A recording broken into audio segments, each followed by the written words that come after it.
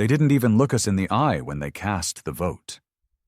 Representatives of over 300 galactic species filled the assembly hall of Enoch's Ring, a space station that orbited nothing, built in neutral space where politics were supposed to rise above bias, above instinct, above war.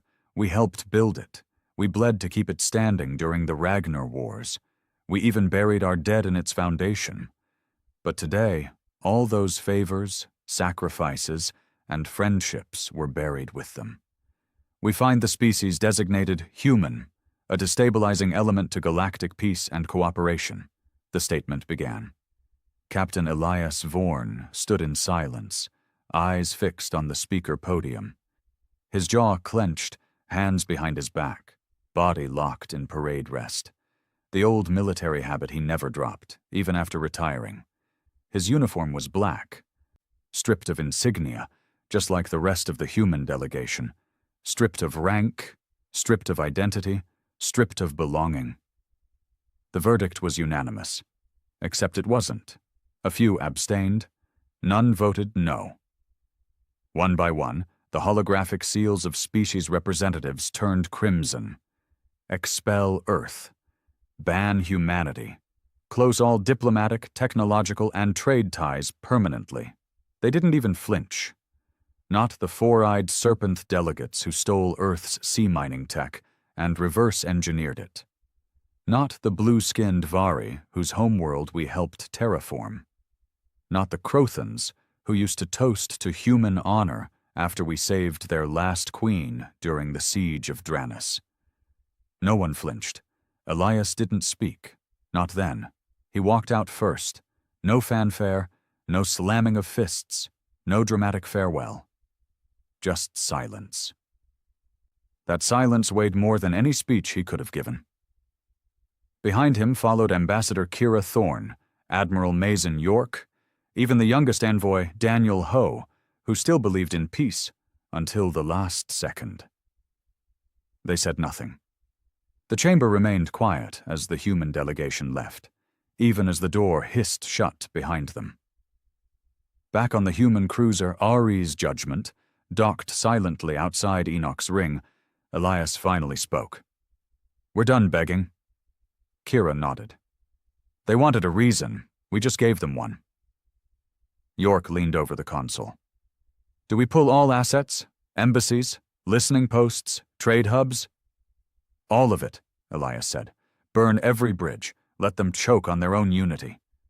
Daniel hesitated. "But we have people out there. Civilians. Colonists. Scientists." "Not anymore," York replied coldly. "Now they're exiles." "No," Elias corrected. "Now they're ours. No more flags but Earth's. No more loyalties but our own." They all felt it, that cold anger that settled like a stone in the gut. The kind that no protest, no negotiation, no appeal could cure. Humanity had been tolerated, feared, used, but never accepted. Not really. And now that we'd grown strong enough to stand shoulder to shoulder, they decided we didn't belong. They were right about one thing, Elias thought. We don't belong with them. He walked to the comms console, opened the planetary relay, and broadcast on an open frequency. Galactic-wide. "This is Elias Vorn of Earth. To those who cast us out, we heard you, loud and clear, and we are not asking for mercy. We're not asking for understanding. We're not asking to come back." He paused, letting the silence carry. "You think you ended us, but you just freed us.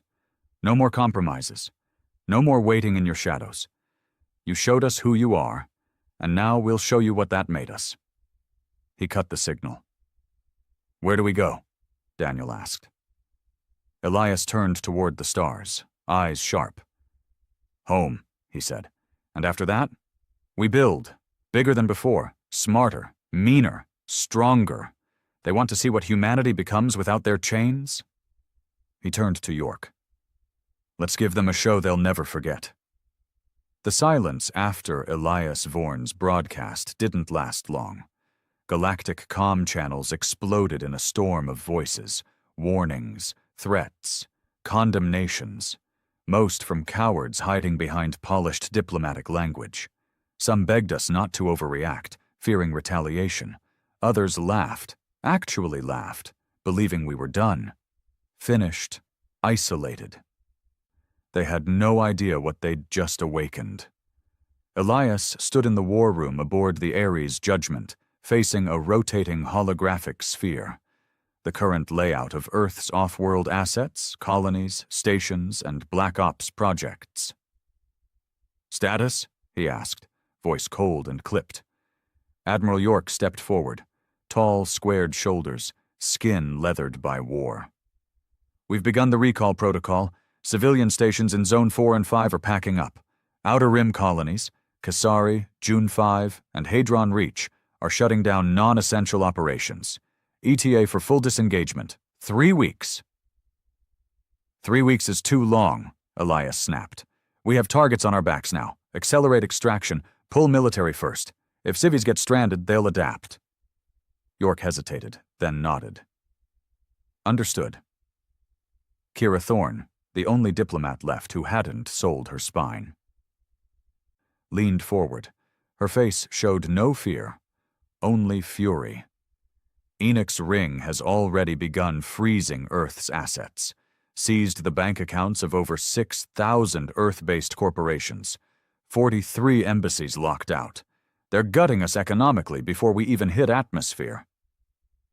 Elias didn't flinch. Let them. We needed that illusion stripped. No more pretending we were part of something bigger. He stepped forward, hand swiping the holographic interface to reveal the darker map, Project Dreadlight, a file that only 3 humans were cleared to see. A Black Ops shadow program developed under the radar, not for defense, not for diplomacy, for domination. "Open Dreadlight," he ordered.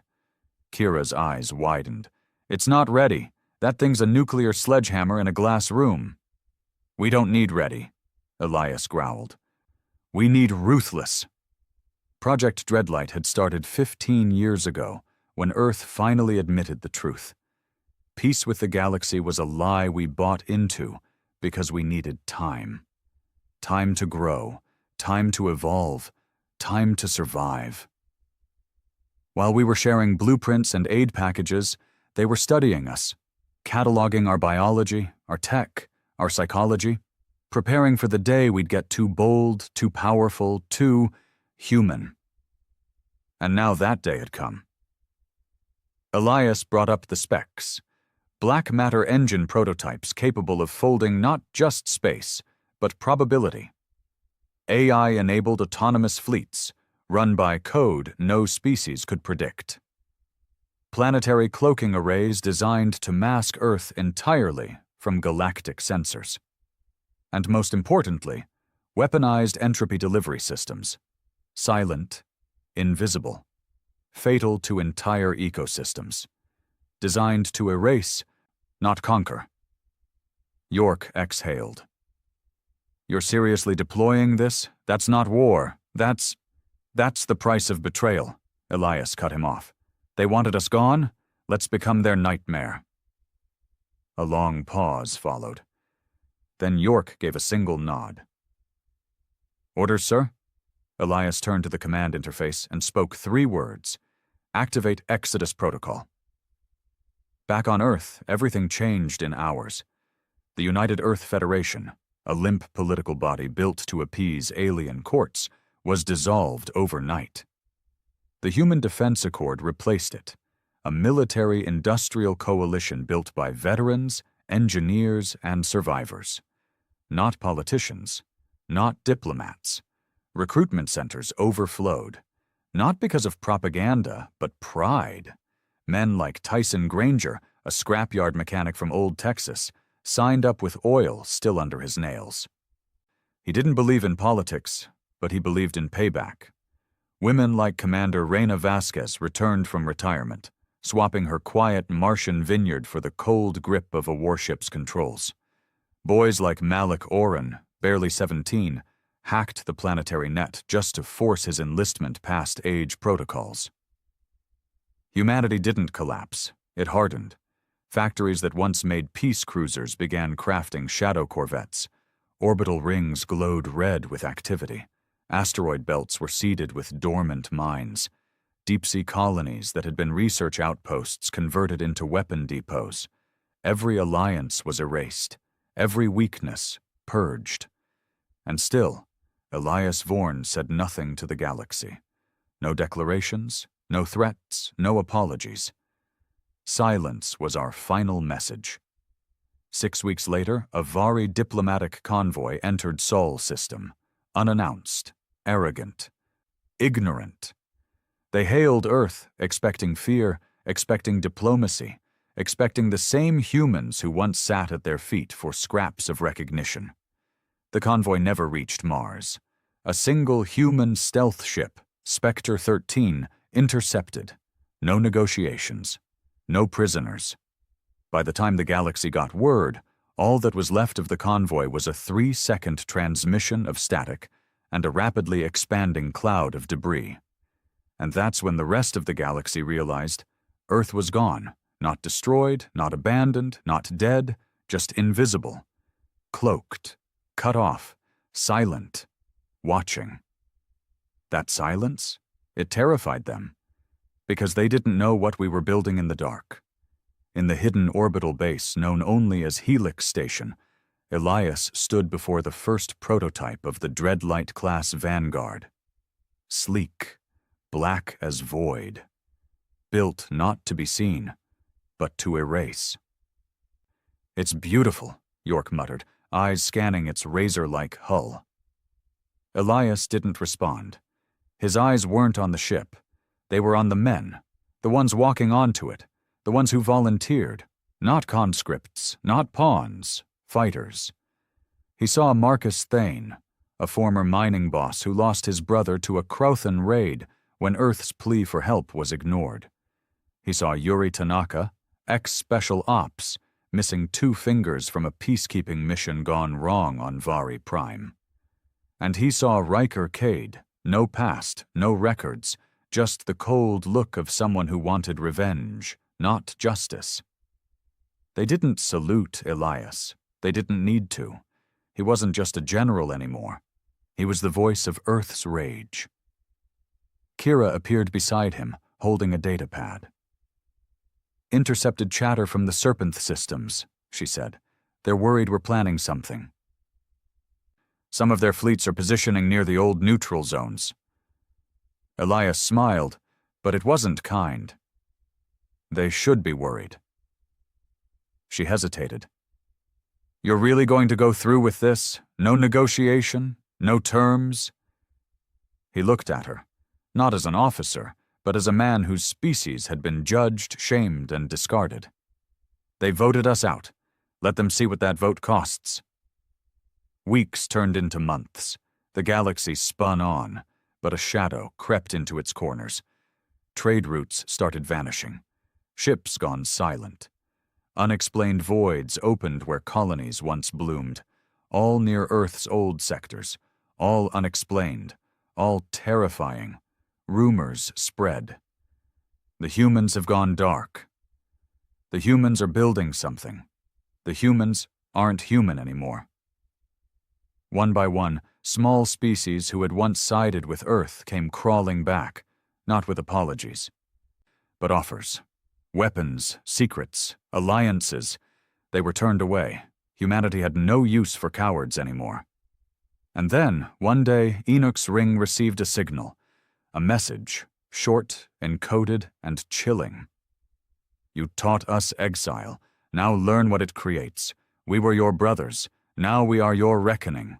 We are not part of your galaxy anymore. We are the dark between your stars." And still they didn't understand. But they would. Soon. 3 months after the last human signal echoed through galactic space, the cracks began to show. Small at first. Fleeting incidents, brushed off by the Galactic Council. A fuel convoy on the outer Vari route vanished. 32 ships, gone without distress calls. A Crothan deep space station spontaneously depressurized, its emergency systems disabled. No survivors. The Trivex satellite array monitoring the Andari belt collapsed inward, as if something unseen twisted its support arms like paper. Individually, they were anomalies.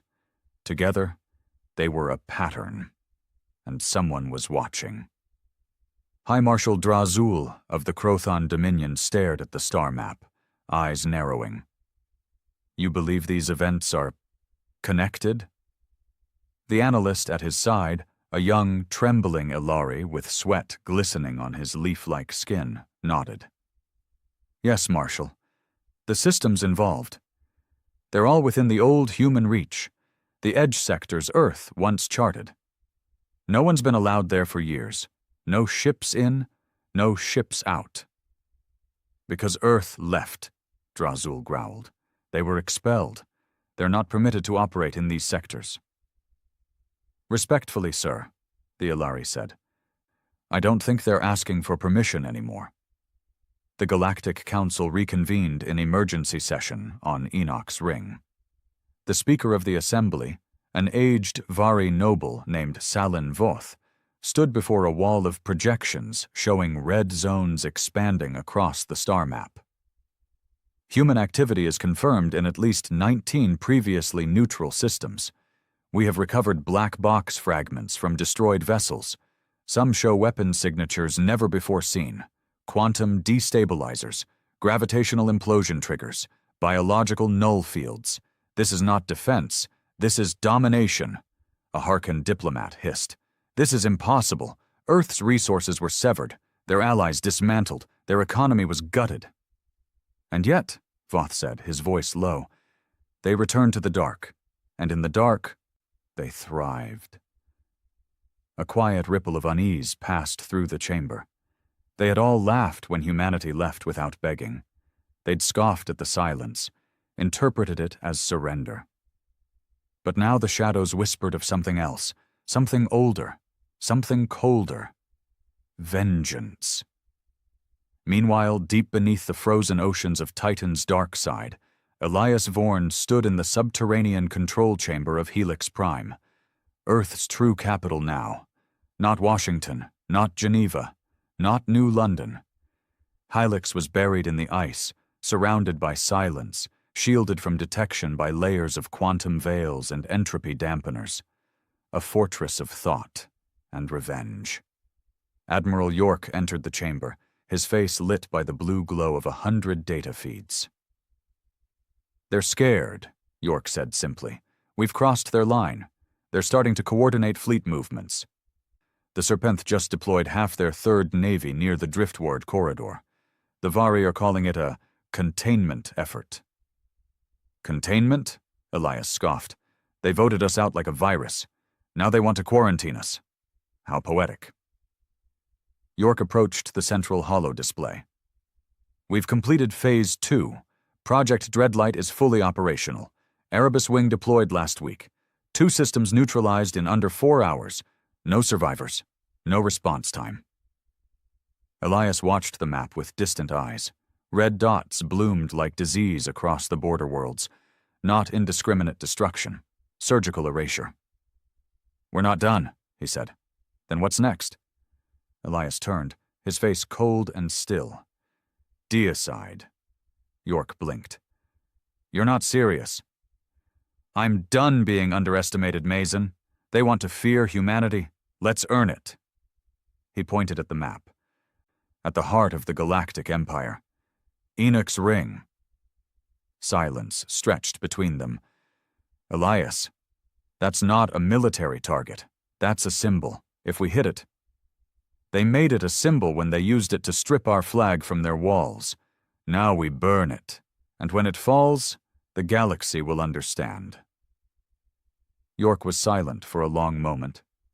Then he nodded. I'll call the fleet. Across human space, though no one called it that out loud anymore, whispers of war turned into thunder. The children of Earth were no longer farmers and miners, ambassadors and scientists. They were soldiers, engineers, tacticians, assassins, forged in betrayal, tempered in isolation, sharpened by silence, Dreadlight-class destroyers glided like shadows through null space, impossible to track. Sleeper agents embedded years earlier activated deep within alien territories. The galaxy's tolerance of humans had given Earth the one gift it needed: proximity. Now, that gift turned to venom. One by one, planetary defense grids shut down in sectors with no human presence. One by one, starport traffic systems rerouted freight convoys directly into dead zones. One by one, command centers found their data corrupted, their officers poisoned, their leaders vanished. This wasn't conquest. This was retribution. Back at Enoch's Ring, panic set in. The once grand symbol of unity was now a fortress. Emergency shields shimmered around the station. Patrol fleets hovered nearby. Diplomats evacuated families under the guise of temporary precautions. And then, without warning, silence. All systems offline. No power, no comms, no gravity. The station floated, blind and helpless, and in the silence, they came. Erebus Wing dropped from null space like ghosts. 5 dreadlight ships, no markings, no transmissions. They didn't demand surrender. They didn't open dialogue. They unleashed hell. EMP shockwaves fried emergency backup systems before alarms could scream. Torpedoes of liquefied entropy breached the outer hulls like scalpels slicing open arteries. Boarding pods, coated in stealth polymers, smashed through the diplomatic wings. By the time the station's defenders reacted, it was too late. They weren't here to occupy. They were here to erase. Elias Vorn stepped into the ruins of the same assembly hall where Earth had been expelled 9 months earlier. His boots echoed on broken tiles. Fires smoldered in the collapsed ceiling. The walls that once bore the banners of 300 species now hung black with smoke. Kira Thorne followed him, flanked by soldiers in obsidian armor. "You said no survivors?" she murmured. Elias knelt beside the speaker's chair. Salin Voth lay sprawled across it, half his body fused with melted metal. His eyes were still open. "No survivors," Elias repeated, "but plenty of witnesses." Kira nodded. "Transmitting the footage?" "To everyone." They uploaded it galaxy-wide, a message with no voiceover, just images. The assembly burning, the speaker dead, the flags of every species crumbling, and the silhouette of Elias Vorn walking through the ashes. The caption was short: "You chose exile, now live with the consequences." The reaction was immediate. Fear, outrage, hysteria. Some species called for war. Others begged for negotiations. A few, the wisest, began evacuating their border colonies, abandoning entire star systems rather than face the dark. And all across the galaxy, children were told a new bedtime warning: be kind to humans, or they'll come back. But humanity didn't conquer the galaxy. That was never the plan. We didn't want their systems, their riches, their power. We wanted their memory of us to haunt them, to make every ship that jumps into null space flinch at the shadows, to make every diplomat wonder if the servant offering them wine is really from Earth, to make every leader wake in the night, unsure if that silence in the comms feed is just static or a signal. We didn't become rulers. We became myths, and that was worse. The footage of Elias Vorn walking through the burning ruins of Enoch's Ring spread like wildfire through the stars. It was passed from soldier to soldier, screened in backroom war councils, downloaded onto underground networks in elite academies. They played it in black markets and in royal chambers, and everywhere one truth became clear. Humanity wasn't coming back. They were coming for everyone. But not in fleets of banners and horns. Not in the way galactic empires expected war. There were no declarations, no occupying armies, just vanishings, just darkness, and a growing sense of paranoia that humanity wasn't somewhere far away, but already inside the gates. On the shadow moon of Dethron 6, deep in the Coreward systems, a meeting was held in secret. Species that had once smiled while voting to exile Earth now huddled in fear. A coalition of elites, Vari, Serpenth, Harkon, Crothan, and even 2 silent observers from the enigmatic Mindwave Synod. The mood was grim. "What do we even call them now?" hissed Zirtal of the Serpenth. "They're not human anymore. They're shadows. Demons." "No," said High Chancellor Vorik of the Vari. His voice was soft, but full of dread. "They're still human. That's what makes this worse. They didn't become monsters. They were always like this. We just never saw it." The Harkon Prime General slammed a fist against the black stone table. "Enough of this cowardice. We have firepower. We have fleets. We strike at Earth now. Cripple their core before they spread any further." An eerie silence followed.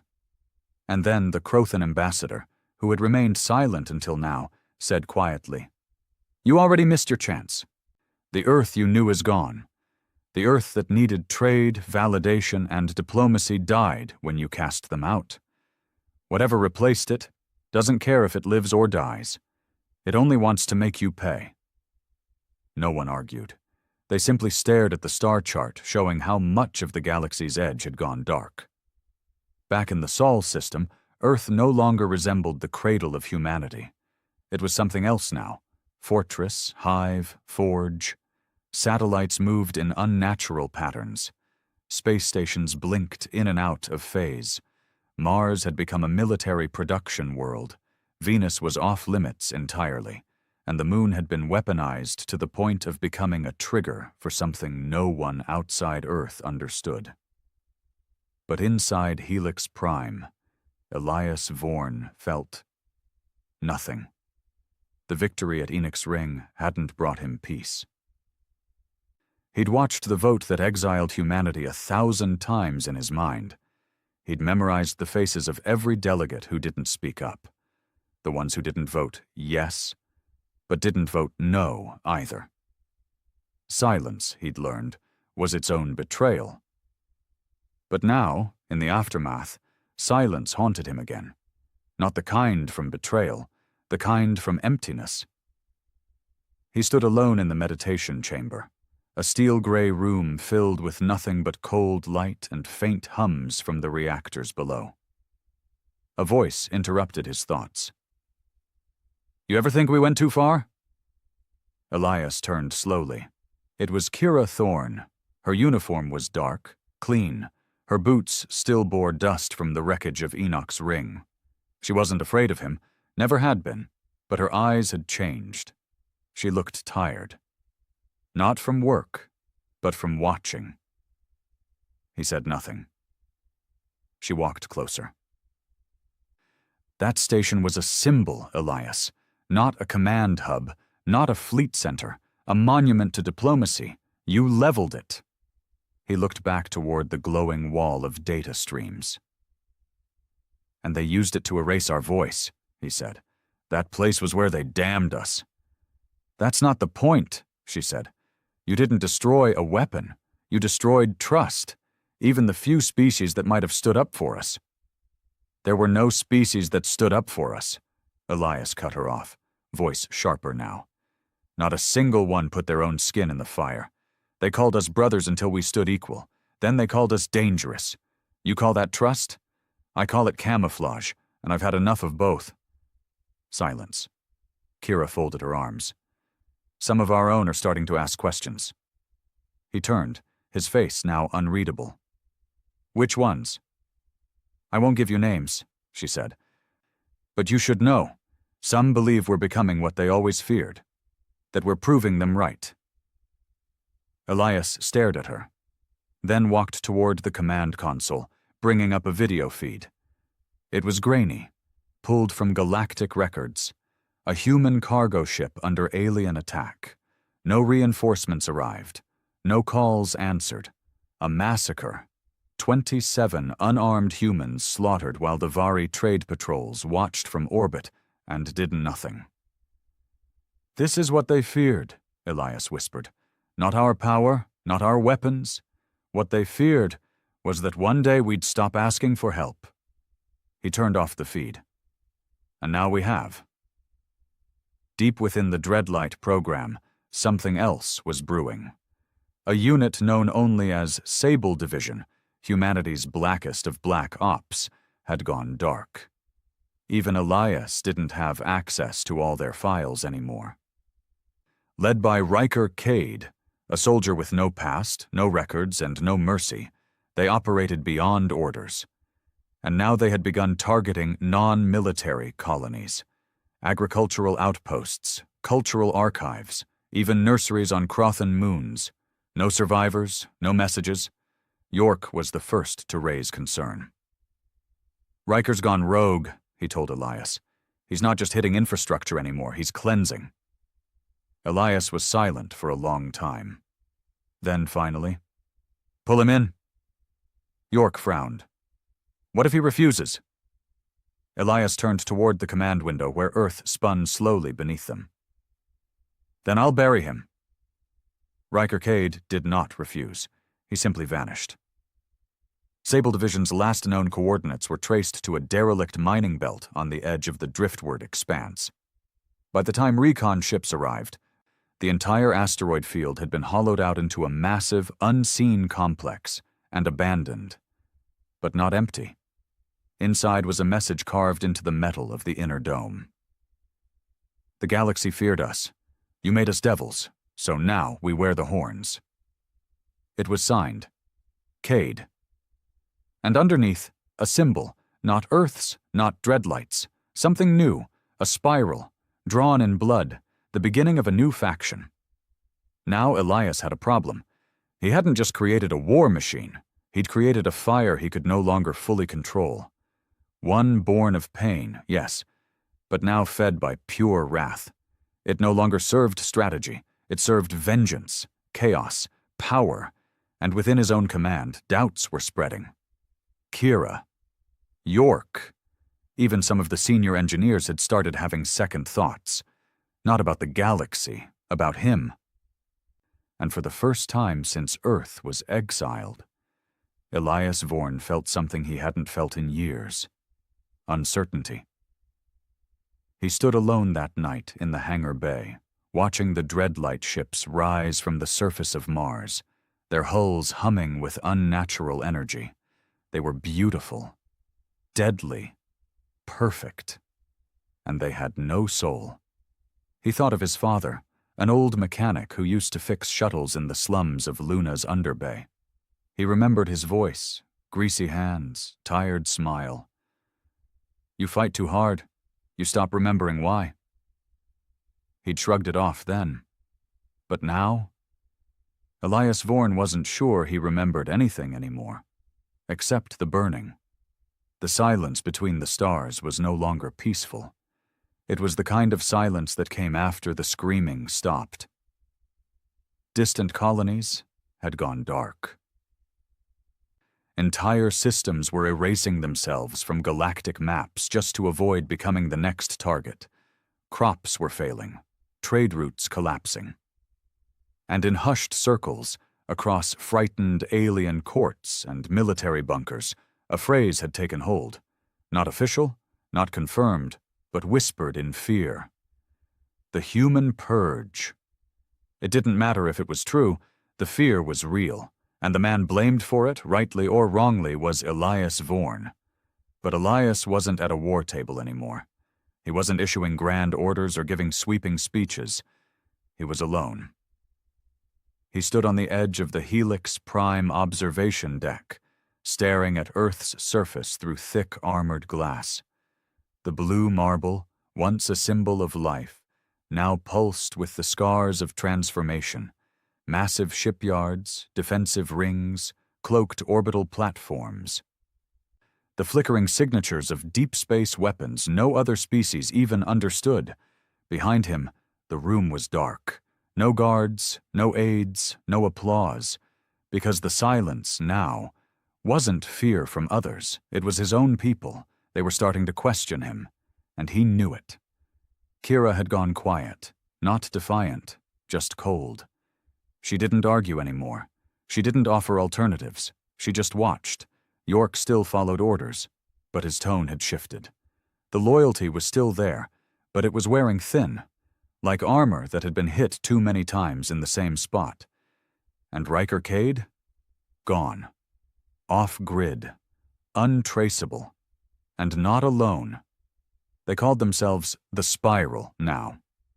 Born from the ashes of Sable Division, the Spiral didn't answer to Earth, not to Dreadlight, not to Elias.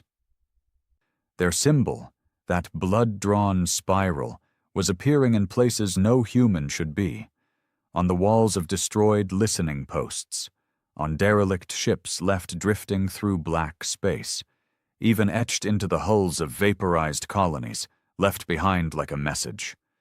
We were here. You were not enough. Riker had taken hundreds with him, not out of desperation, out of faith, not in Earth, but in pain, in rage, in the idea that Elias hadn't gone far enough. Where Elias had targeted systems of power, Riker targeted symbols of life. He wasn't playing chess. He was burning the board. When York brought the first intel to Elias, the room felt heavier than usual. They hit a civilian moon in the Heroth system, York said quietly. Crothan civilians, farmers, artists, no military installations, no reason. Elias didn't look up. They left the spiral? York nodded. Elias finally raised his head. His eyes didn't show surprise, just resignation. Riker's trying to pull the galaxy into full war, force their hand. Then we stop him, York said. Elias's voice dropped. He's ex-Sable. You don't stop him with orders. You stop him with a bullet to the skull. York hesitated. Then I'll do it. Elias turned to him slowly. No, he said. He was my creation. Meanwhile, deep in the wreckage of an abandoned mining outpost floating on the edge of the Nabari Rift, Riker Cade watched his latest recruits undergo trials. Not training. Trials. There was no passing. There was only survival. He stood over a pit where two new spiral initiates fought to the death. Not because they were enemies, but because Riker believed weakness spread like disease. If one failed in the pit, they would have failed on the field. Better they die now than weaken the Spiral's cause. Behind him, a Spiral commander approached. Transmission intercepted. Earth Command is preparing an internal sweep. Vorn may be coming for you himself. Riker smiled, that cold, quiet smile that had earned him the title, the Spiral's Ghost. I hope he does, he said. I want him to see what his half-measures created. He looked out toward the dark sky, toward the distant stars where Earth lay cloaked and brooding. They wanted vengeance, he whispered, but all they got was justice by committee. I'm giving them reality, no more warnings, no more mercy. He turned back to the pit. One of the recruits was still breathing. Barely. Riker drew a sidearm and shot him in the head without blinking. He hesitated, he muttered. And hesitation is death. Back on Earth, Kira Thorne had made a decision. She stood in the data vault of Helix Prime, looking through the classified logs. The truth she'd long suspected was now undeniable. Project Dreadlight was no longer defensive. It wasn't even strategic anymore. The protocols had shifted, quietly, without fanfare. Phase 4, suppression by fear. Phase 5, cultural reset. These weren't operations. They were ethnic purges. Entire planetary libraries deleted. Species-specific algorithms deployed in biological networks. And worse, new files. Unapproved. Hidden deep. Codenamed. Final Spiral. It wasn't Elias's program. It was Riker's. And someone inside Dreadlight was feeding him data. Elias's command had been breached.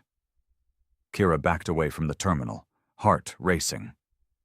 If Riker wasn't stopped, Earth's enemies would unite, And this time, they wouldn't see Earth as a threat to expel.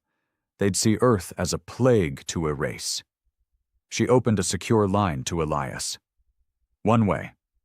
"Elias," she said, voice quiet, "I know you still think this can be controlled, but it can't. You wanted revenge. Riker wants extinction. If we don't kill him now, he'll kill everything we built." She paused. "Even you." Elias watched the message in silence, then deleted it. He walked to the private hangar, alone, where the Obsidian Wing, his personal Dreadlight-class ship, awaited. He donned the black armor not worn since the early raids. It was heavier now, not physically, emotionally, because he wasn't just going to kill Riker, he was going to kill his own reflection. When Obsidian Wing arrived at the Nabari Rift, Spiral patrols tried to intercept. They died before they could speak. Elias didn't need backup. He didn't need a fleet. He was bringing something heavier than weapons. He was bringing judgment. He found Riker in the heart of the Spiral complex, a throne room carved from asteroid steel and blood. Riker stood smiling. "Didn't think you had the spine, old man." Elias stepped forward, slow, deliberate. "You turned vengeance into madness." "You didn't go far enough," Riker replied. "You wanted them to fear us. I want them to obey. You taught them not to mock us. I'll teach them not to even speak our name." "This isn't war anymore," Elias said. "It's butchery. It's evolution." And then, the two men who once built the same machine struck. No words, just fists, guns, knives, fire. They fought like wolves. Two monsters. Two gods. Two men who had seen everything burned and decided to burn more. But one still had something left to lose. And that made the difference. When the knife plunged through Riker's throat, Elias held it there for a long, painful moment, looking into the eyes of a man he'd made in his own image. Riker gurgled something, maybe a laugh, maybe a curse. Then he died. And Elias Vorn stood alone again. He returned to Earth 3 days later, his armor cracked, his left hand burned through the gauntlet. No announcement, no speech, just silence. But when he entered the war chamber of Helix Prime, Kira and York were already there, waiting. They didn't salute, they didn't question, they just watched. "What now?" Kira asked. Elias looked at the galactic map, red zones flickering, white zones dissolving, fear still reigned. But now, so did uncertainty. "We pull back," he said. "We consolidate, rebuild." "And Riker's followers?" York asked. Elias stared into the hologram. "We erase them, quietly, thoroughly, and we make sure the galaxy understands something very simple." He turned to them both. "Earth may be unforgiving, but we are not insane." Kira finally nodded. York exhaled. And Elias Vorn, killer, savior, exile, finally said what no one had dared since the vote. "We walked away once." He clenched his fist. "But if they call us back again, next time we won't leave survivors." They called it the Concord of Extinction. It wasn't built in the light. It wasn't negotiated through embassies or sanctioned by votes. It was forged in panic. 37 alien species, some of whom hadn't spoken to each other in centuries, met in the void above Coltrus, a dead star at the edge of neutral space. The system was ghostly, its planets long stripped of value, its light swallowed by time. But the Conquered needed darkness, and in that darkness they plotted how to kill Earth. Not defeat, not punish, not isolate, kill, wipe the human genetic line from the stars, erase every colony, dismantle every structure, annihilate every trace, because now they understood the truth. They hadn't exiled a nuisance. They had unleashed a species built to adapt, retaliate, and dominate, and if humanity was left to live even a little, the war would never end. So they brought everything. The Crothan deployed the Hammer, a mobile siege platform with a singularity cannon capable of sterilizing entire planets. The Vari unveiled their secret fleet, the Crystal Chorus, ships powered by psionic resonance, immune to conventional targeting. The Serpent introduced Nexwind, a biovirus designed to dismantle human DNA within hours. And the Harken did what no one expected. They offered the Mind Reavers. Banned for 1,000 years, AI consciousness evolved beyond morality. They had one function now: eliminate all organic life of a designated type.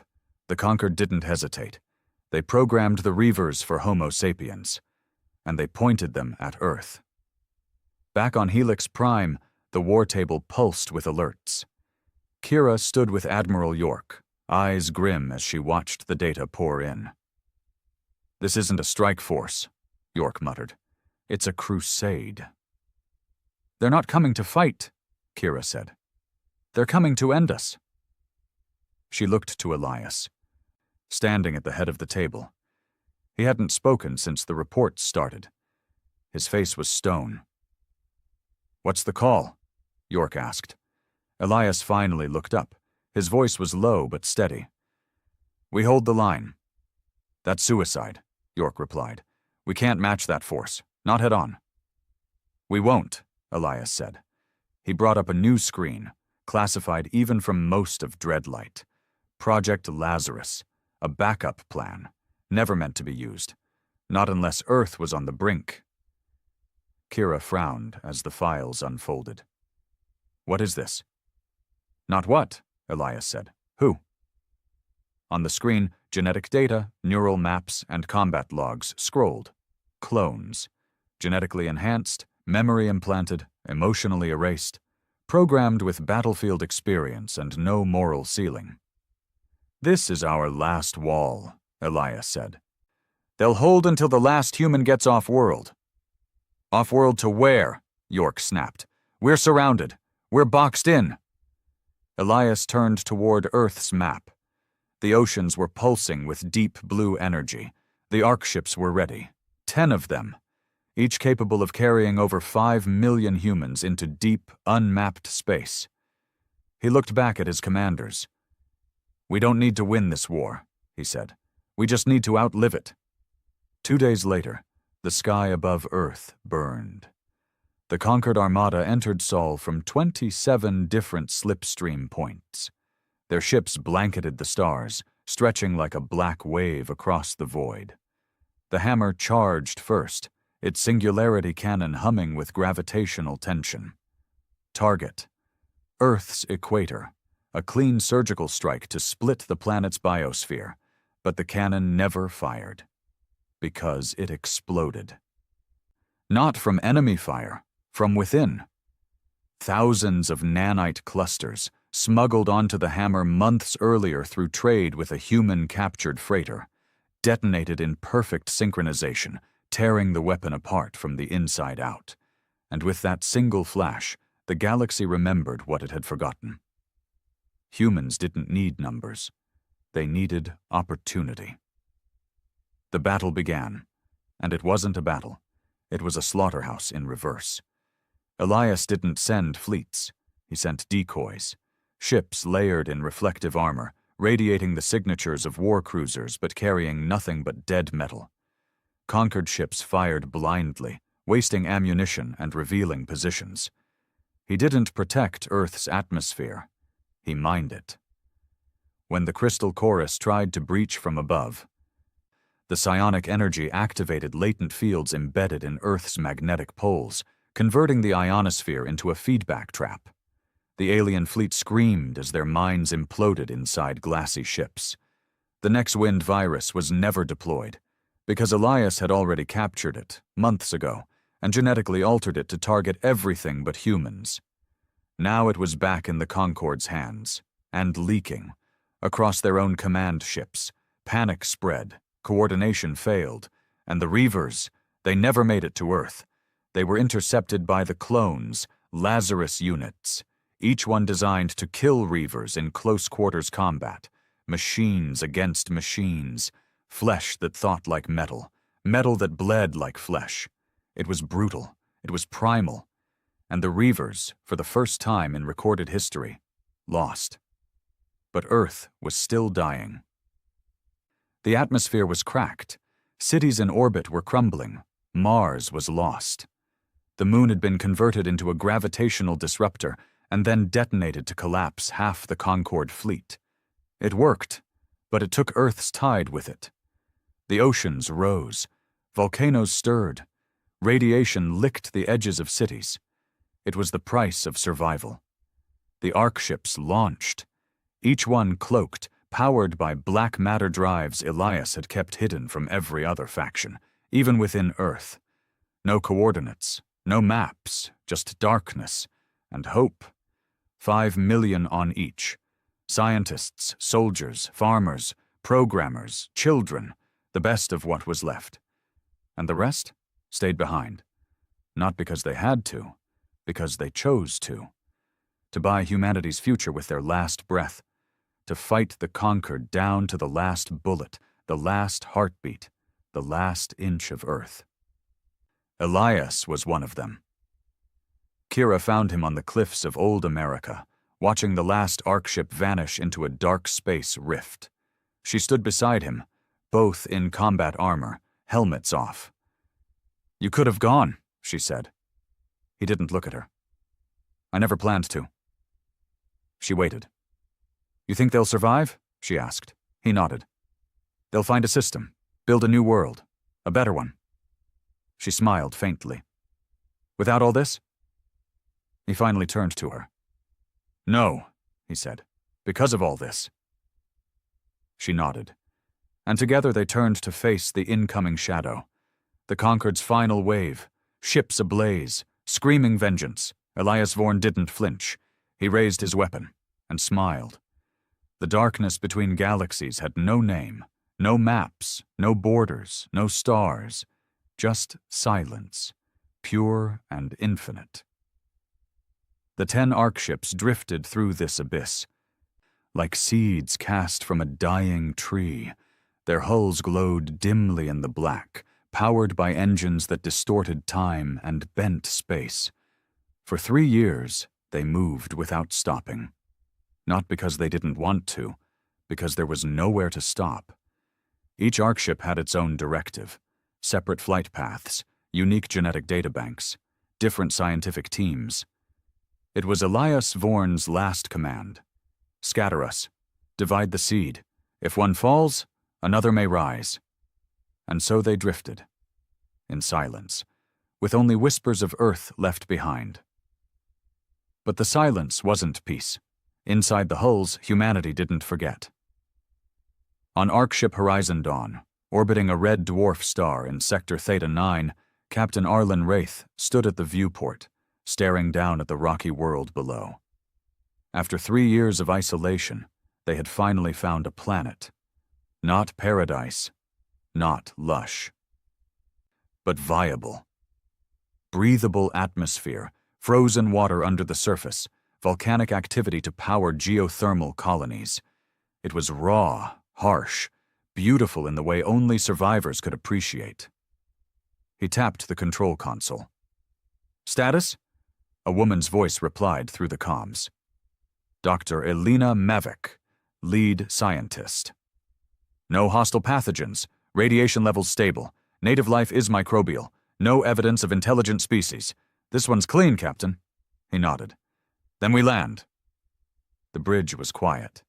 But then came the whisper from Lieutenant Scar, a former Dreadlight pilot. "So, this is home?" Wraith didn't turn. His eyes never left the world below.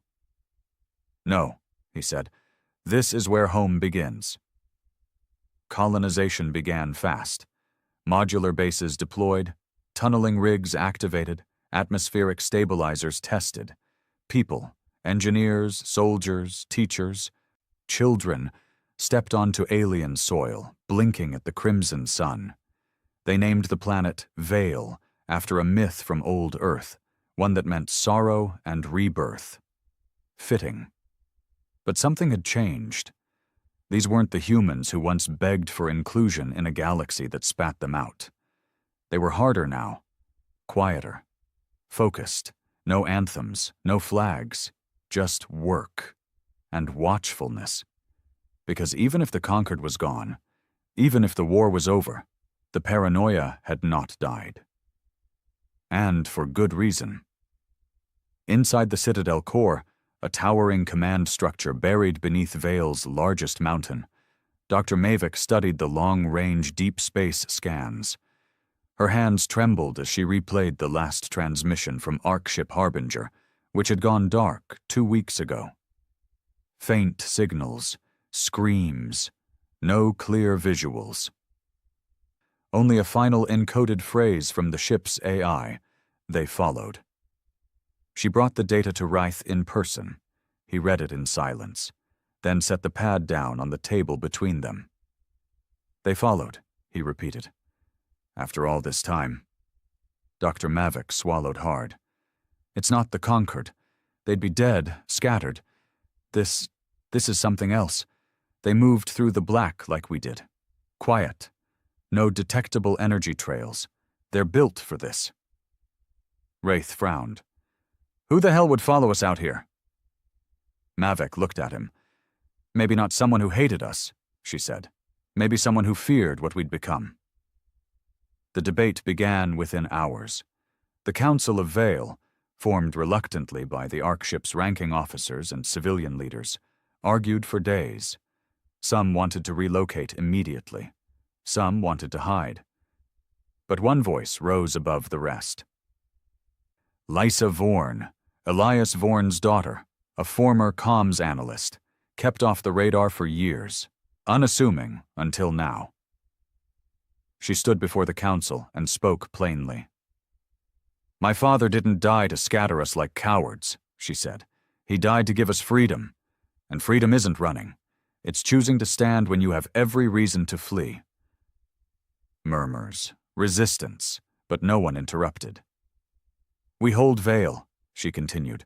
We defend it, and if something comes out of that black, we remind them what Earth left behind. Captain Rath stood, slow and deliberate. Agreed, he said. We make our stand here. The next months were consumed by preparation. Old Dreadlight tech was salvaged from the Arkship's vaults. Drones deployed planetary defense arrays. Orbital cannons were built, powered by geothermal reactors. And a new unit was born.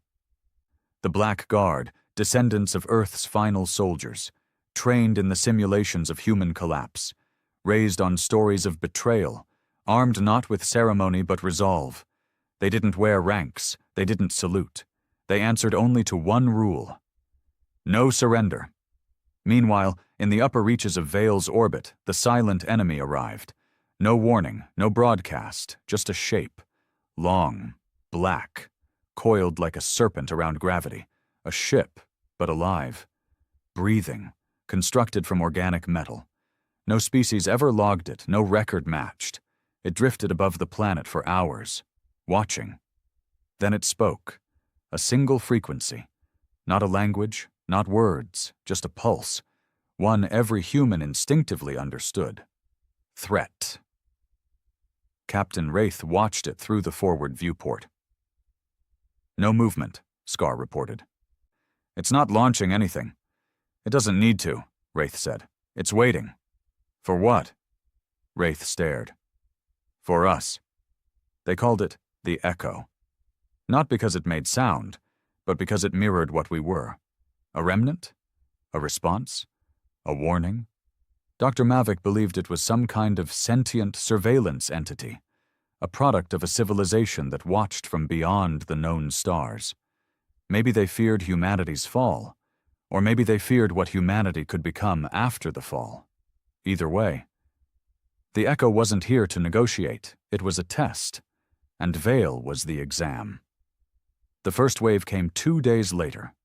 Small craft, organic and fast, dropped through the atmosphere like parasites. They didn't bomb, they didn't speak, they landed and burrowed.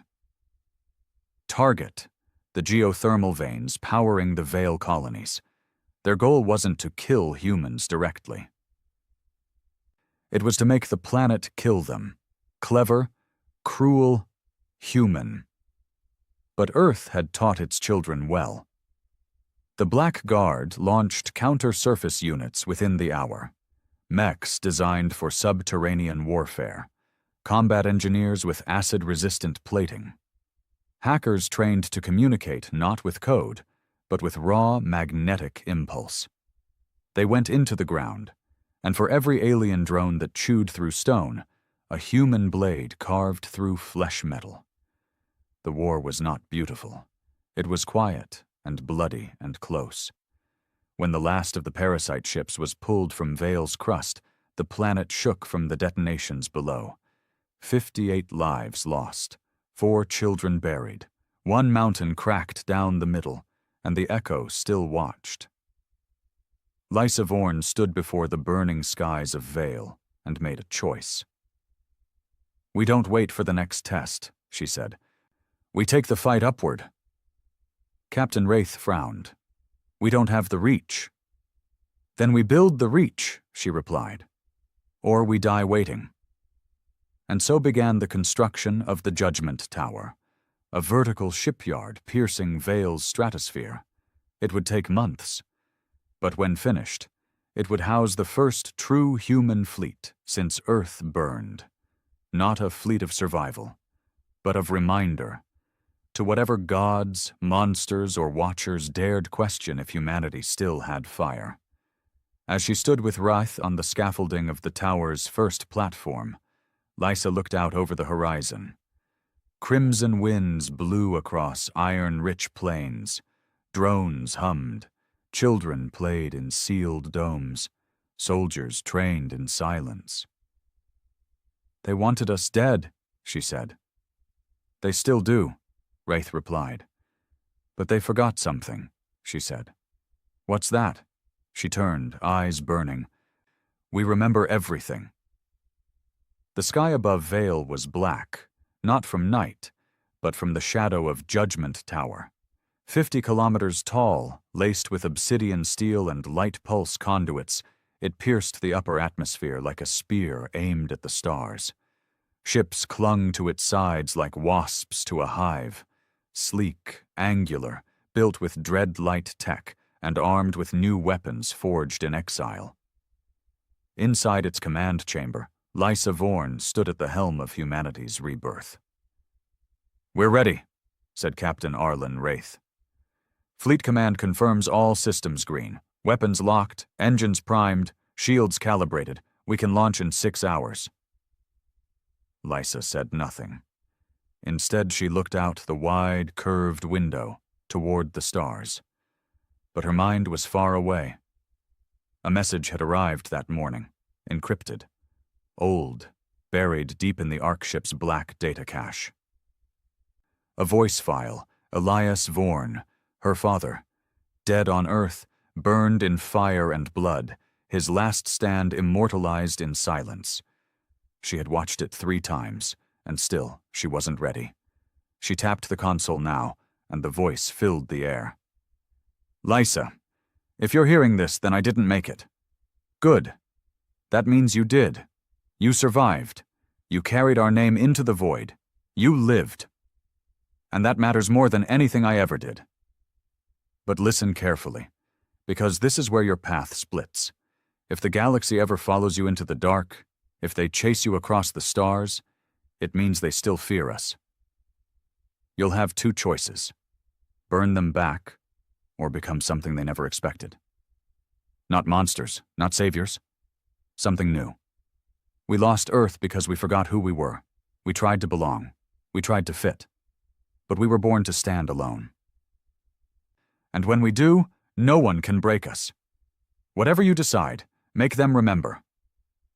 The message ended. Silence returned, but the fire inside her roared. 6 hours later, Judgment Tower launched its fleet. 20 warships, 10 supply cruisers, 5 long-range recon vessels, hundreds of fighters, a planetary defense grid in orbit, all cloaked in Vale's upper exosphere, powered by fusion cores wrapped in black matter shielding.